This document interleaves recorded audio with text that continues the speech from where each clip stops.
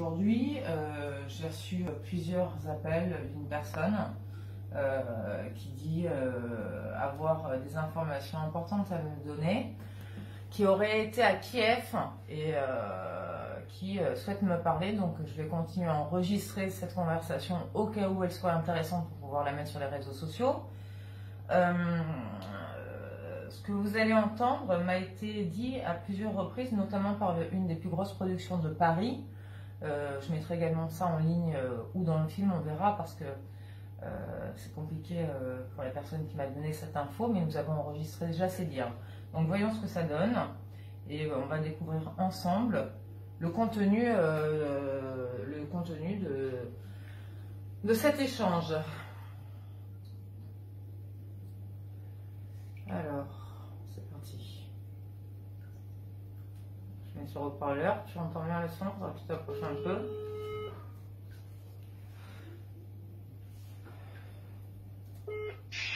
Allô ? Oui, bonjour. Oui, bonjour, bonsoir. Bonsoir Anne Ordonnel, je me permets de vous rappeler. Non, mais enchanté, écoute, merci beaucoup. Je vous écoute, vous aviez des choses à me dire apparemment. Non, mais écoutez, je suivais ce que vous faisiez sur Internet dans vos interviews. Il s'avère que moi j'étais à Kiev du 21 février au 5-6 mars et que effectivement, c'est assez passé dans les journaux. J'ai eu beaucoup d'appels de journalistes parce qu'il s'est passé exactement à un moindre niveau ce que vous décriviez. C'est pour ça que je disais, tiens, je suis ce que vous faites et je sais que c'est entre guillemets beaucoup la voie de la vérité sur pas mal d'éléments parce que j'ai vécu exactement la même chose pendant les 15 jours où j'étais à Kiev. Si vous allez sur les réseaux, vous pourrez voir les interviews que j'ai eues sur LCI, TF1 et tout. D'accord. Alors, je n'ai pas trouvé pour l'instant, j'étais en ligne. Donc, qu'est-ce que vous avez vu, vous? Parce que c'est très difficile de... Ce que je vais vous dire, c'est très clair. Moi, j'étais dans le centre de Kiev, j'ai loué un appartement. Moi, je fais beaucoup d'affaires avec l'Ukraine depuis des années. Je suis entre Bahreïn, l'Arabie Saoudite et Genève. Et j'étais venu à ce moment-là pour voir mes amis ukrainiens avec qui je fais des affaires. C'était des gens du gouvernement et des gens privés. Donc, j'ai loué un appartement. J'étais une rue derrière Maïdan, donc Reshatik Maïdan. Donc, j'étais dans ce quartier-là où, à part les bombardements la nuit de loin et quelques tirs de calage dans les rues, et ça, c'est plus du grand banditisme du droit commun qu'on entendait. J'ai des tas de vidéos tous les jours que je postais où je me baladais avec ma femme, mon gosse de 8 ans qu'on avait amené avec nous dans les rues de Kiev, on prenait le café, le super. Et les journalistes m'appelaient et me disaient, Alexandre, tu peux pas nous trouver des... J'ai des tas de WhatsApp, hein, si un jour on passait par Paris, je peux vous les montrer. Oui, oui. Les journalistes des grandes chaînes m'appelaient et me disaient, Alexandre, tu pourrais pas nous trouver un supermarché qui est vide, il nous faudrait des vidéos comme ça. Alexandre, tu peux pas nous trouver des gens en pleurs. On a trouvé ça délirant. Non, mais je comprends bien, je vis la même chose, sauf que moi, du coup, puisque j'ai filmé les faits, je suis donc totalement remise en question, etc. Comme quoi tout ce que j'ai filmé est une fake news. Alors, je vais vous dire, au bout de 2 jours sur mes Twitter et Instagram, au bout de 2 jours, comme moi, c'est pas mon métier, moi, je suis d'affaires, c'est pas du tout mon métier. Et des gens m'ont dit, Alexandre, arrête de poster des vidéos comme ça, tu dois faire des lives. Et quand tu commences ton live, tu dis le jour et l'heure. Et donc, c'est ce que j'ai commencé à faire. Et j'avais effectivement sur mes réseaux, j'avais des tas de gens qui disaient c'est un mytho, c'est pas vrai. Vous savez que j'ai eu deux journalistes, un de France 2 et un autre de, je crois que c'était TF1 ou LCI, je sais plus. Les deux m'ont dit, à chaque fois c'était des jeunes, ils m'ont dit attendez, notre directeur ou notre superviseur ou notre rédacteur, je sais pas quoi, il veut vous parler. Bon, il m'appelait, c'était pas WhatsApp, hein, donc j'étais entre deux rendez-vous dans Kiev. Il me parlait au téléphone et les deux, hein, à chaque fois m'ont dit monsieur, je pense que vous êtes un imposteur et que vous n'êtes pas en Ukraine. Oh mon Dieu, j'ai eu la même, moi aussi. Ouais. Donc ce que je vais faire, je vais raccrocher et je vais vous rappeler tout de suite en vidéo live. J'espère que vous allez décrocher. Bah j'étais là, il n'y a pas de problème, hein, si vous voulez. Je raccrochais. Le type me rappelait cette fois-ci, vous savez, en FaceTime, en caméra ou en WhatsApp vidéo. En vidéo, bah, il voyait en live, je suis tourné, je dis voilà, regardez, place Maïdan, Reshatik. Et à chaque fois, ils se sont énervés, ils ont dit ah putain, laisse tomber, c'est pas ce qu'on veut, et ils ont coupé, ils ont raccroché. Incroyable. Est-ce qu'on peut rester en contact? Bah, vous avez mon WhatsApp, bien sûr, avec grand plaisir. Est-ce que vous me donnez l'autorisation de publier cet enregistrement? Ça ne vous dérange pas? Oui, si vous voulez, aucun problème. D'accord. Mais si vous allez sur mes réseaux, Ben, est-ce que je peux faire part de vos réseaux? Moi, je suis assez suivie pour l'instant sur Twitter. Sur mon Twitter, je faisais une vidéo le matin, live, une vidéo l'après-midi.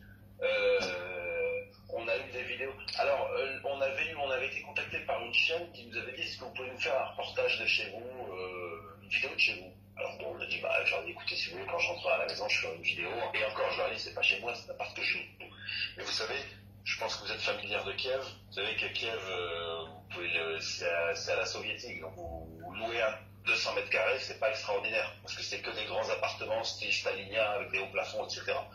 Donc en fait, on avait loué un appartement, 4 chambres, on avait même un sauna privé, etc. Donc en rentrant à la maison, j'ai fait des vidéos. Et je les ai envoyées par WhatsApp aux journalistes. Il m'a rappelé 10 minutes après, il m'a dit laisse tomber, on va pas faire de reportage. Je lui ai dit pourquoi? Il m'a dit mais c'est pas ce qu'on veut. Alex, tu nous envoies des photos d'un 200 mètres carrés avec un sauna privé, la clim. Nous on veut un appartement insalubre, on veut que tu sois l'expat français qui dit j'ai peur pour moi, j'ai peur pour mon avenir, je sais pas ce qui va arriver pour ma famille. Toi, tu nous appelles, tu as la joie de vivre, ta femme elle a un manteau de fourrure, vous avez un 200 mètres qui laisse tomber. Et comment les gens à Kiev l'ont vécu? Parce que moi, j'ai eu donc une conversation avec un journaliste qui était imbeille de côté Kiev. Et il me dit je suis dégoûté, il se passe rien. Non, mais je vous dis, je vous invite. Alors, vous allez sur mon Instagram et sur mon Twitter où j'ai mis des vidéos live tous les jours, matin, midi. Vous nous voyez sortir dans les rues de Kiev avec mon gamin de 8 ans. On allait au café, prendre le café, les supermarchés étaient pleins. Il n'y a que la nuit qu'on entendait, vous savez, les grands booms quand il y a le bombardement en dehors de Kiev. Ouais, je connais bien sûr, je vois tout à fait. Voilà. Et dans la nuit, dans Kiev, des tirs de calage, des tirs, etc. Mais ça, mes amis policiers avec qui je travaille, ils m'ont dit, ça c'est pas les Russes, ça c'est du droit commun puisque les armes ont été distribuées à tout le monde. Exact. On a un gros banditisme dans les rues de Kiev. Exact. Puis c'est pas avec deux tirs de calage qu'on reste la ville. Donc c'était ça. Et dans le centre-ville, tous les jours, j'ai pu avoir une seule photo avec un journaliste casqué sur la place Maïdan, avec casque lourd et gilet pare-balles. Parce que c'était en fait un journaliste d'Al Jazeera ou d'Al Arabiya, une chaîne du Golfe, qui me connaissait depuis le Golfe. Et il m'a dit ah tiens, Alexandre, t'es là, tiens, on fait une photo.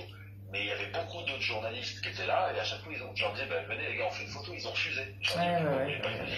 Ils m'ont dit Alex, toi t'es en de cachemire avec tes baskets, et nous on a une casque lourd presque, on peut pas prendre des photos comme ça. Et oui, ils cherchent le sensationnel, mais là, c'est très grave parce que c'est une désinformation. Ils m'ont dit clairement, ils m'ont dit de Paris, ils m'ont dit de Paris, on nous demande des photos, la chaîne devant les supermarchés, le casque lourd dans les rues, etc. Donc si on te voit toi à côté peinard, avec ton petit manteau et tes baskets, ils vont dire que c'est...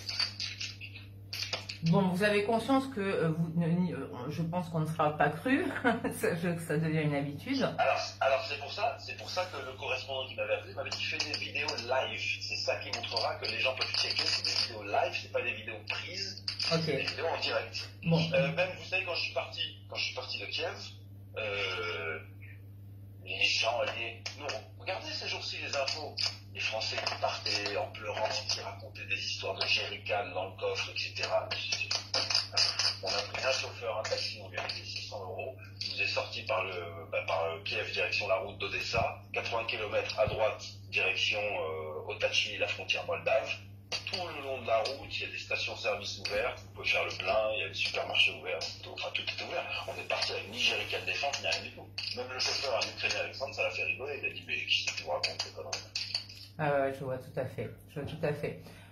Est-ce que vous pourriez m'envoyer par WhatsApp les... Ah oui, attendez, et la dernière arrivée à la frontière moldave, bien sûr qu'il y a des chaînes de voitures à la frontière moldave, mais parce que c'est des gens ukrainiens, avec des voitures plaques ukrainiennes, donc il faut passer les voitures une par une pour d'abord les fouiller, pour fouiller les gens, surtout quand il y a des hommes, pour savoir pourquoi ils quittent l'Ukraine, parce qu'ils n'ont pas le droit de quitter, il faut qu'ils aient des papiers de dérogation, faire des visas, et faire tous les papiers d'immatriculation de sortir des voitures. Mais quand vous passez à pied, et surtout avec le passeport européen, nous on a passé la frontière en 20 minutes. Et à peine on est arrivé, il faut passer sur le côté, il y a le côté des piétons, vous arrivez au guichet, les militaires et la police ukrainienne, l'immigration sont là, ils sont très gentils, très professionnels, très courtois, ils parlent anglais, bonjour, voilà, vous êtes combien? 4, quelle nationalité? Passeport français, européenne. Il prend les passeports, il va dans sa guérite, il tape dans l'ordinateur, il nous tamponne les visas, il dit merci, passez, et puis c'est tout.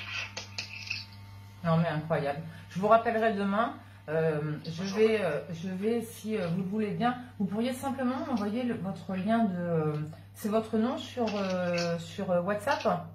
Je m'y connecte sans difficulté. Ok. C'est mon nom, Ok. Bon bah super. Bah, écoutez, si vous êtes d'accord... Mon Twitter c'est 4 Alex. Attendez, je vais vous l'envoyer. Ouais, voilà, n'hésitez pas, moi je ne ferai pas d'erreur. Et j'inviterai les internautes à s'y rendre. Ouais, c'était une expérience très amusante. Et sur mon Instagram aussi, les gens peuvent tout retrouver. Il y a un fichier Kiev entier sur Instagram où les gens verront les vidéos jour par jour. Alors attention, hein, encore une fois, vous verrez dans tous les messages que j'ai et dans toutes les vidéos que j'ai fait passer, j'ai dit attention, on est des privilégiés. À l'Est, il y a vraiment la guerre et des gens qui souffrent. Exactement. Au nord de Kiev, il y a vraiment des gens qui souffrent. Tout. Mais dans le centre-ville de Kiev, je cite à chaque fois Meydan, Kreshchatik, tout ce quartier-là, et je montre les vidéos, je dis il n'y a pas eu de bombardement, il n'y a pas d'immeubles en feu, il n'y a pas de tanks dans les rues, il n'y a pas de... C'est pas vrai, je ne sais pas qui vous a raconté ça. Je sais. Moi j'étais à l'Est et je peux vous dire que c'était autre chose. Mais ça on ne veut pas le croire non plus, vous voyez. Non, mais bon... je suis pas du tout étonnée de ce que vous racontez, décrivez. Ça m'a été décrit par une maison de production parisienne qui m'a contacté justement parce qu'elle voulait rentrer à l'Est. Elle avait besoin d'aide. Alors je lui ai dit, écoute, il y a TF1 qui est sur place aussi avec moi, demande-leur parce que moi, ils ont plus d'influence que moi pour vous faire rentrer. TF1 n'a pas réussi à les faire rentrer ou n'a pas voulu les faire rentrer, certainement pour avoir l'exclusivité des images. J'imagine, hein, sans attaque contre TF1, c'est une supposition, mais il s'ennuyait. Il me disait non mais moi là il faut que alors là, moi, nous, il y en a même qui venaient boire l'apéro chez nous le soir. Les journalistes, ils étaient d'abord à l'hôtel Ukraina, qui est juste derrière notre immeuble, et après ils étaient de l'autre côté de la place Meydan, où il y a aussi un hôtel, ils étaient tous là, tous les jours tout le monde glandait, on se retrouvait le matin à la guérite sur Kreshchatik pour prendre le café tous ensemble, et certains ils venaient même le soir chez nous, parce que vous savez, au bout le 26 ou 27 février, le maire de la ville avait interdit la vente d'alcool, donc il n'y avait plus d'alcool dans les rues de Kiev, sauf que nous on avait un stock, moi je suis quelqu'un